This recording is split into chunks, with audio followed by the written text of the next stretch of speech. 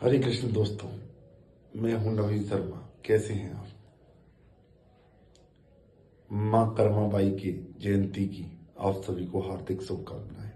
आज मैं माँ कर्माबाई की जयंती के दिन आपको माँ की ये कहानी सुनाने जा रहा हूं, जिससे वो भगवान के नाम, भगवान के भक्त के रूप में विख्यात हुई।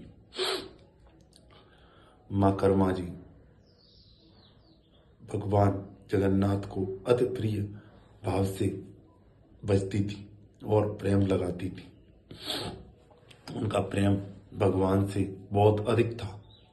भगवान जगन्नाथ उनसे अति प्रसन्न रहते थे। एक दिन माँ कर्मा ने भगवान जगन्नाथ से बोला, भगवान मैं आपको एक मैं आपसे एक चीज मांगना चाहती हूँ, क्या आप मुझे देंगे? भगवान बोले, बोलो तुम मेरी सबसे प्रिय भक्त हो, क्या मांगना चाहती हो? माँ कर्मा ने बोला, भगवान मैं आपको एक दिन अपने हाथ से कुछ बना के खिलाना चाहती हूँ। भगवान बोले, बिल्कुल, तो आप मेरी कुटिया पर आइए।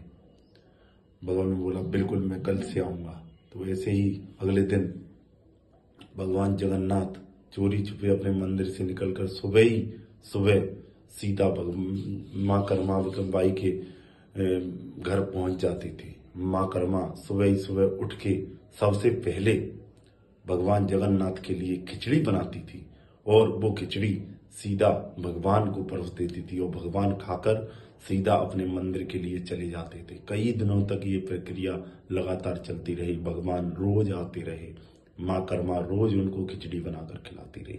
एक दिन माँ कर्मा के घर एक संत आए और संत ने आके देखा, संत ने आके ये पूरा वृत्तांत अपनी आंखों से देखा। तो माँ कर्मा को संत ने बताया कि आप सुबह सुबह उठ के सबसे पहले ये खिचड़ी बनाती हो, बगैर नहाए धोए भगवान को ऐसा करना ये उचित नहीं है। इसीलिए आप कल से स्नान करने के बाद ही भगवान को भोग लगाया करें।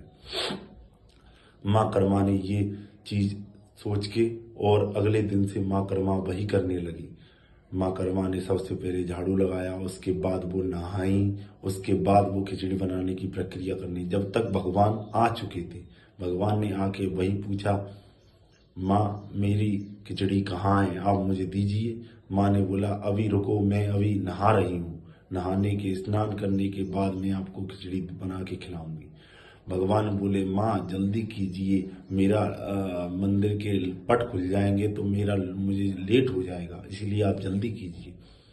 माँ ने नहाने के बाद खिचड़ी बनाई। भगवान जल्दी जल्दी में खिचड़ी खाते हुए सीधे उधर पट खुलने का समय हो गया तो भगवान सीधे भजकर अपने मंदिर में पहुंच गए। पर गलती ये हो गई कि भगवान के मुंह पर खिचड़ी लगी हुई रह गई। खिचड़ी लगी हुई रह गई तो सुबह मंदिर के पुजारी ने पट खोले और देखा कि भगवान के मुख पर खिचड़ी लगी हुई है। अब भगवान के मुख पर खिचड़ी लगी हुई है तो पुजारी ने भगवान से पूछा, भगवान ये खिचड़ी आपके मुख पर कैसे लगी हुई है?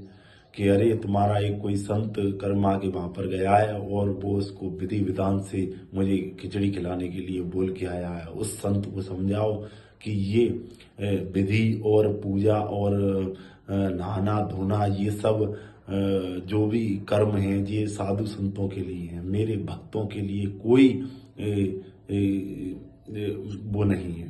मेरे भक्तों के लिए कोई ऐसा नियम नहीं है कि वो नियम करके ही मेरे लिए मैं अपने भक्त को हर भाव से वो भज सकता हूँ।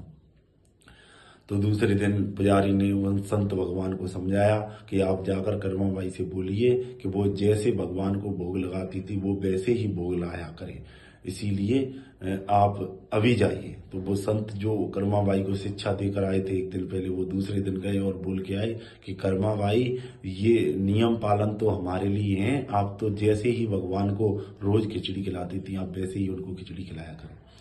ये सुनकर कर्माबाई फिर से वही वृत्तांत चलने लगा और सुबह उठकर कर्माबाई भगवान के लिए खिचड़ी बनाने लगी और प्रक्रिया चलती रही। कुछ दिन बाद कर्माबाई का अंतिम समय आ गया और कर्माबाई स्वर्गलोक के लिए चली गई।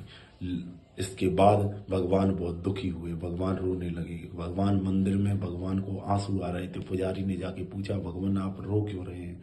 कि मेरी कर्मा चली गई, अब मुझे खिचड़ी कौन खिलाएगा? भगवान ये चीज पुजारी से बोली। पुजारी ने बोला, भगवान आज से मैं ये प्रण लेता हूँ कि आज से सबसे पहले आपको खिचड़ी का भोग लगाया जाएगा। इसीलिए आज भी जगन्नाथ जी में सर्वप्रथम भगवान को खिचड़ी का भोग लगाया जाता है। हरे कृष्ण दोस्तों।